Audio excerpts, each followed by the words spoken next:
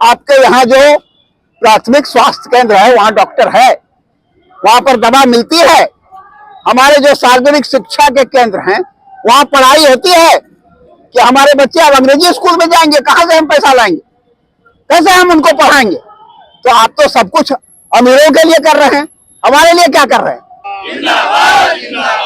जन वितरण प्रणाली के माध्यम से जो अनाज मिलना चाहिए, अभी जो है ये बड़ा होता है कि 5 किलो अनाज मुफ्त दे रहे हैं, ये कुछ मुफ्त नहीं है।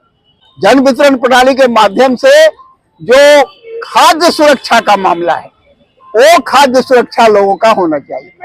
फिर जो है किसान है, किसानों की हालत बहुत खराब है, उनके आय को दुगुना करने की बात होती है, लेकिन जो उनका उत्पाद है उस उत्पाद का मूल्य उनको मिलता नहीं।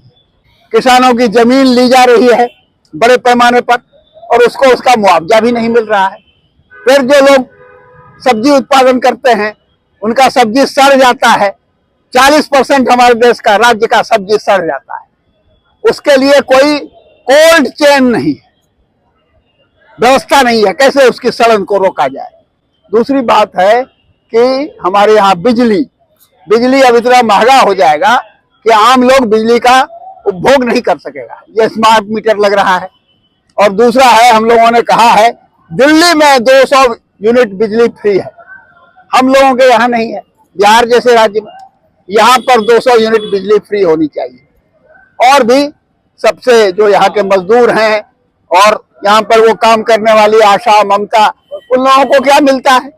उन लोगों को 2000, 1500, 3000 रुपया मिलता है।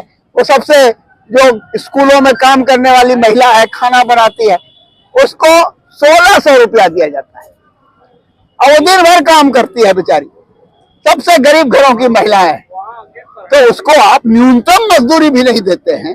आपने जो तय किया है बिहार में उतना भी तो दीजिए, वो भी अगर आप दीजिएगा तो 10,000 रुपया होगा, और उसको 2 महीना का तो आप मजदूरी देते ही नहीं।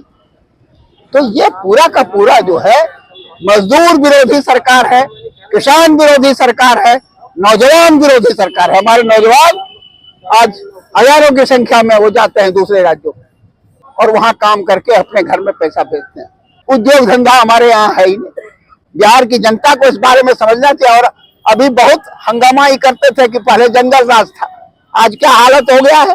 पिछले 3 दिनों में यहाँ पर पुलिस की हत्या हुई है, दरोगा की हत्या हुई है, पुलिस पर हमले हो रहे हैं, बूढ़ी बच्चियां, किसी को छोड़ा नहीं जा रहा, उसका बलात्कार हो रहा है। कैसी कैसी बातें हो रही हैं, घिनौनी बातें, तो कैसे लोग सहेगा। नीतीश कुमार की कोई राजनीति नहीं है, इनको खाली चीफ मिनिस्टर बने रहना है, ये रोज पलटते रहते हैं, इनको खाली चीफ मिनिस्टर बन के रहना है और कुछ नहीं करना है। और भाजपा पूरे देश में खाली सांप्रदायिक उन्माद पैदा कर रही है, क्योंकि आम जनता के सवाल का हल उसके पास नहीं है। इसलिए अब औरंगजेब के नाम पर हो रहा है राजनीति। सब जगह मस्जिद में तलाशा जा रहा है कि यहाँ पर कोई मंदिर था। तो ये पूरी तरह से बंटवारे बांटने की कोशिश है और देश को एक सांप्रदायिक उन्माद में बढ़ाने की कोशिश है। रोजी रोजगार और दूसरे सवाल है, उस पर आप बहस मत कीजिए। जनता ये बात समझ नहीं रही, फिर भी तो बीजेपी जीत रही है। बीजेपी जीत रही है इसीलिए कि वो जो धार्मिक उन्माद है उसके चलते वो जीती है। लेकिन आपने देखा कि पिछले चुनाव में जब विपक्षी पार्टियां इकट्ठा हुई तो उनको हराया गया, वो अकेले नहीं जीत पाई। अभी जो है उन्होंने जीतने में बहुत तरह के फैक्टर्स काम कर रहे हैं, वो भी देखने की जरूरत है। आज भाजपा सबसे ज्यादा अमीर पार्टी है। आने वाले चुनाव में इसका क्या नतीजा होगा? पूरा नतीजा होगा, ये हारेंगे, जाएंगे ये। अरुण कुमार मिश्रा, सीपीआईएम राज्य कमेटी के मेंबर। जब पर्चा दिया जाएगा तो उसका राजस्व रसीद दिया जाएगा और रसीद मिलेगा, पर्चा मिलेगा, उस जमीन पर आपका अधिकार होगा, तो सरकार का जो भी बेनिफिट होगा, जैसे इंदिरा आवास है, प्रधानमंत्री आवास है, या कुछ भी आप उस पर चाहें, वो आपकी बाप की जागीर बन जाएगी। उसमें 1 रुपया किसी को लेना नहीं है, किसी को देना नहीं है। जो आपके बीच में कोई भी समाज का बिचौलिया घूम रहा है उस पर ध्यान रखेंगे। ये बात हम लोग ने जिलाधिकारी के जो ओएसडी है उनको हम लोग बताए, वो बोले कि हम अतिक्रमण को हटा लेते हैं, आप लोग का सर्वे करवा लेते हैं, 1981 में बसाया गया है और आप लोग भूमिहीन है।